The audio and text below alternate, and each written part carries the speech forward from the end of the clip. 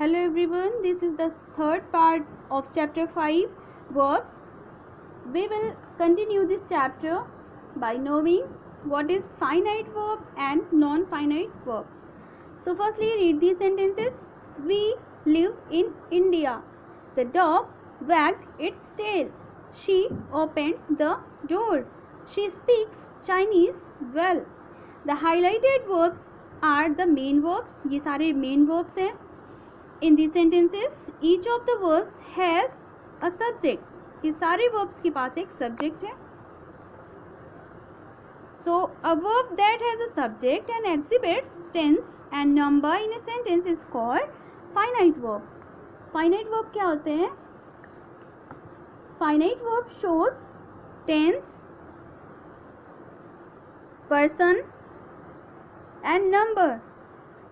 Like I, go, she, goes, we, went, etc. means जो subject के according tense change हो जाते हैं वो होते हैं फाइनाइट वर्ब. जैसे कि यहाँ पे वी लिखा हुआ है, वी लिव.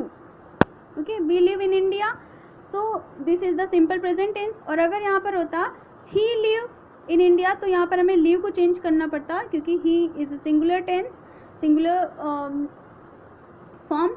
सो ही के साथ हमें लिव्स यूज करना होता. So this is finite verb. The dog wagged its tail. Wagged means shake करना. सो वैगिंग, वैग्ड आपने देखा, ये वैग्ड क्या शो कर रहा है? टेंस शो कर रहा है, simple past tense. Okay. She opened the door. Opened simple past tense. She speaks well. अब अगर हम यहाँ पर अगर इनका टेंस चेंज करेंगे तो इनकी फॉर्म्स चेंज हो जाएंगी. अगर हम यहाँ पे इसको सिंपल पास्ट टेंस करेंगे तो शी ओपन्स हो जाएगा. शी स्पीक है, अगर इसको पास्ट टेंस करेंगे तो शी स्पोक हो जाएगा. तो ये सारे टेंसेस के जो ये काइंड्स हैं ये सारे चेंज हो सकते हैं. तो दीज आर फाइनाइट वर्ब्स. और जो नॉन फाइनाइट वर्ब होते हैं वो चेंज नहीं होते हैं. Like read this questions. My mother was watching television. He went to Germany to learn German. I have won the match. Swimming is the best exercise. The sleeping cow caused a traffic jam. The highlighted words do not have a subject. They do not change their forms according to the tense and number. अब you can see my mother was watching. Watching ये change नहीं होगा. आप इनको mother को आप चाहे यहाँ पे दे कर दीजिए या फिर वी कर दीजिए, यहाँ पे वॉचिंग पे कोई इफेक्ट नहीं पड़ने वाला.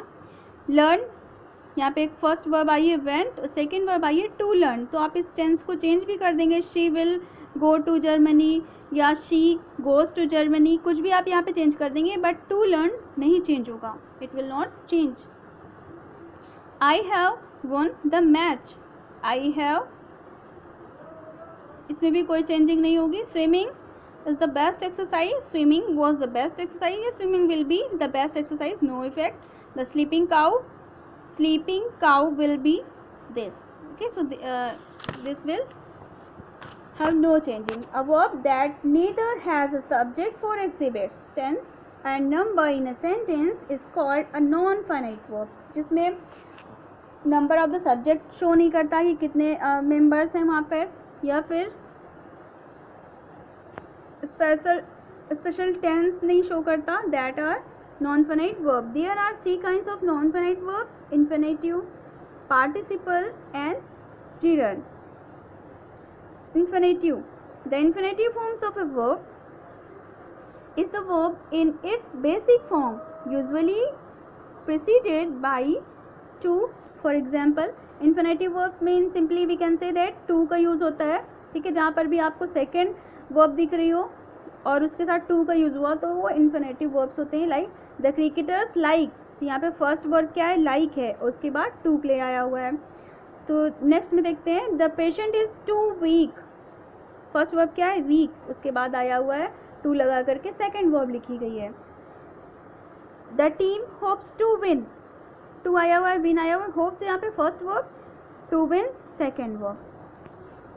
पार्टिसिपल्स देखते हैं. Participles are of the two kinds: present participles and past participle. Present participle in ing While past participle end in ed, d, t, en or n, participle can be used as an adjective or in participle phrases. For example, participle phrases जो present participle होते हैं वो ing से end होते हैं, और जो past participle होते हैं वो सेकंड फॉर्म से एंड होते हैं, like ed, t, d.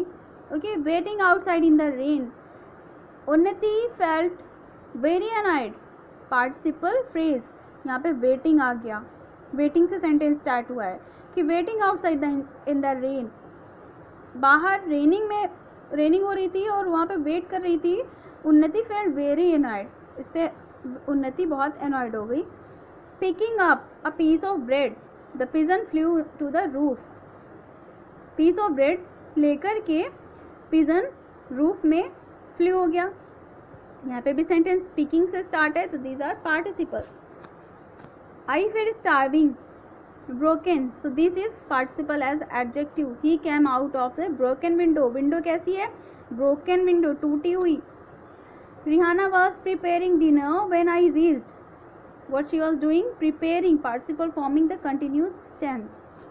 Gerund, what are the gerund? The gerund is a non-finite verbs with an ing. gerund non-finite verb होती है, walking, painting, इनमें भी ing का यूज होता है और टेंस के अकॉर्डिंग ये चेंज नहीं होती.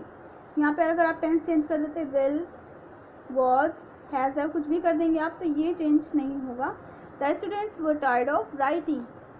So underline and identify the non-finite verbs and finite verbs. Dancing is Tina's favorite pastime. Dancing is, so dancing you can see, walking, so these are non-finite verb. A gerund is a non-finite verb.